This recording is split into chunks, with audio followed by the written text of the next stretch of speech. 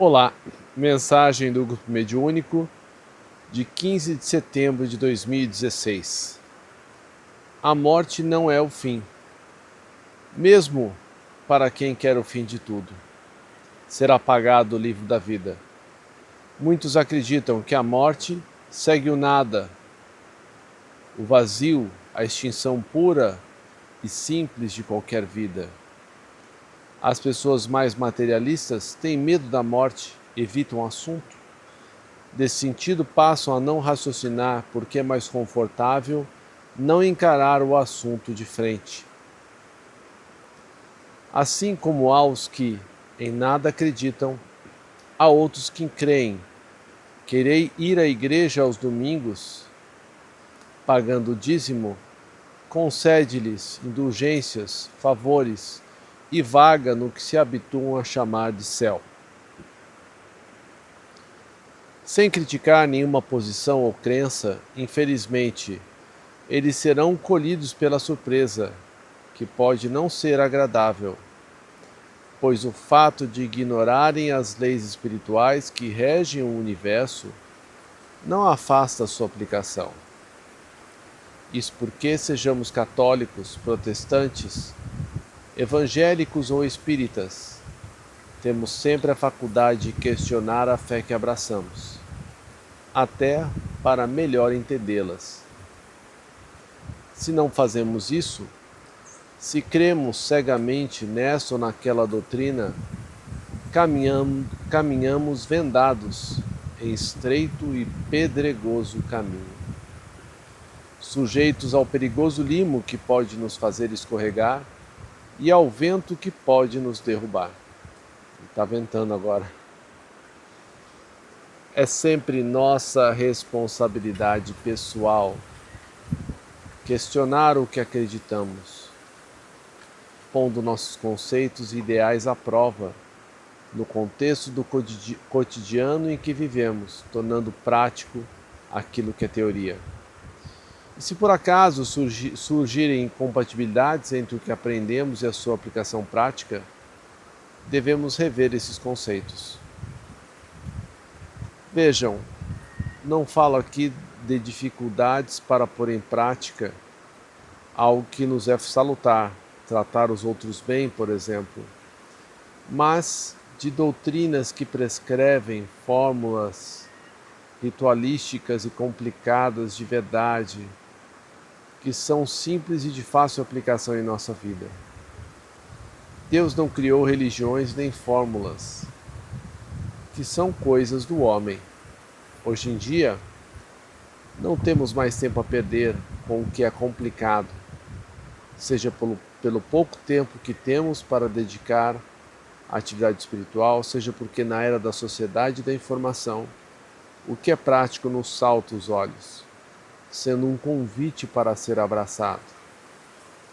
Enquanto tendemos a nos afastar e até abandonar o que nos parece muito difícil, questionando a sua utilidade prática. Sendo assim, sejamos práticos em nossa vida, principalmente quanto à crença que adotamos e às suas ideias correspondentes, adaptando-as à nossa maneira de ser, porque ninguém muda pela violência ou pela intensidade de sua fé. A virtude está no meio. Diante de uma ideia, pensemos nela. Se ela faz sentido para nós, é agradável ao nosso coração, passando a análise de sua razoabilidade e sensatez. Pensamos, por exemplo, na reencarnação, primeiro tentando refutá-la, pois daí surgem algumas dificuldades com vários questionamentos. Se nossa alma é criada juntamente com o nosso corpo, por que alguns nascem sadios, belos, ricos e com poder, enquanto outros nascem pobres, miseráveis, doentes, passando por situações tristes e desgraçadas? Não vale responder porque Deus quis assim. Se Deus é todo amor, bondade e justiça, por que trataria de forma diferente todos nós? Se não há privilégios e todos nós somos importantes? Percebemos então que fora da reencarnação não existe uma explicação lógica razoável que não beire o misticismo ou simplesmente porque é assim. Bem de ver que esse dilema se resolve depois que questionarmos com a aceitação da reencarnação, pois não encontramos em outras religiões e na filosofia melhor resposta do que nos acalma o coração e que sentimos fazer sentido. A equidade se restabelece quando temos a mesma oportunidade de desempenhar papéis diferentes e ter posses e bens em outras vidas. Porque daí não há o sentimento de que fomos privilegiados nem preteridos. Nesse sentido, as vidas se encadeiam numa espiral de progresso do espírito, porque a morte não é um fim, é apenas um véu que se levanta. Diariamente chegam ao plano espiritual muitos irmãos se surpreendendo com a vida no além. Que ninguém fica tocando harpa nem fritando no fogo do inferno. Dentre os que se surpreendem estão também os suicidas, os que mais sofrem por tentar revogar a lei da imortalidade da alma. Pois se pode destruir o corpo físico, mas nunca o espírito, essência divina. Nosso perispírito, corpo espiritual, é a capa energética que reveste o nosso corpo físico. Parte material e parte quintessenciada, estando ligada à nossa carne, célula a célula. Nosso desligamento desse veículo físico se dá também célula a célula. Se escolhemos abreviar nossa vida material, encurtando-a, o corte é repentino, abrupto, e nossa consciência culpada nos arrasta por afinidade para os profundos vales de dor, onde reviveremos, apesar de não possuirmos mais corpo de matéria, todas as dores físicas e morais dos nossos momentos últimos. E nesses lugares, quase que dantescos, permaneceremos ligados ainda aos nossos despojos, ao nosso corpo físico, que serão consumidos pelos vermes, acompanhando até a sua decomposição. Essa situação se prolonga até que esvaziemos as energias vitais do perispírito.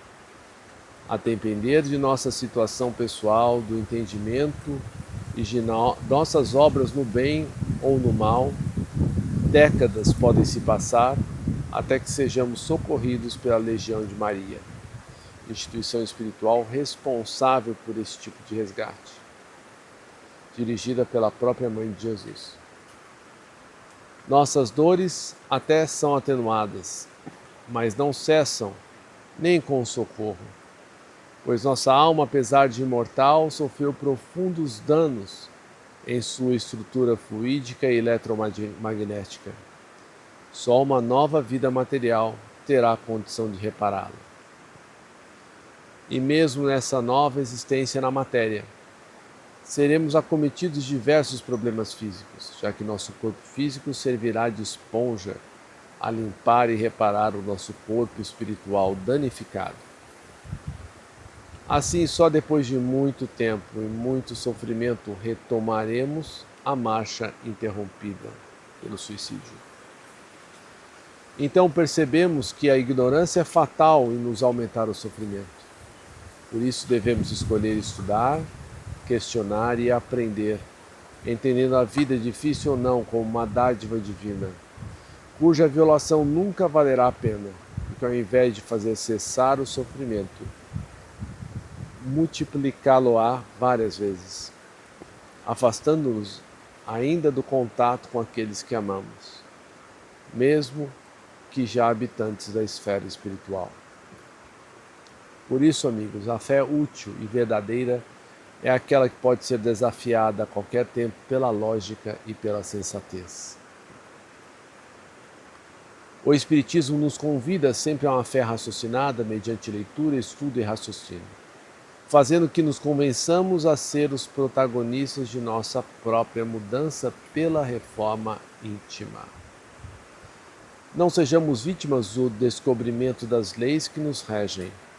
Sejamos como a criança, sempre curiosa em aprender e a ver mais do mundo que a cerca, mesmo que não possamos entender todo o seu contexto, já que o que ainda não entendemos é sempre um prelúdio para ir mais fundo nos mistérios da vida.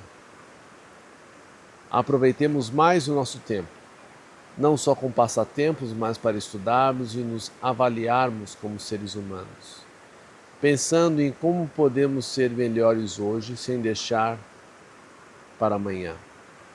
Um abraço fraterno, Lúcio. Até a próxima mensagem.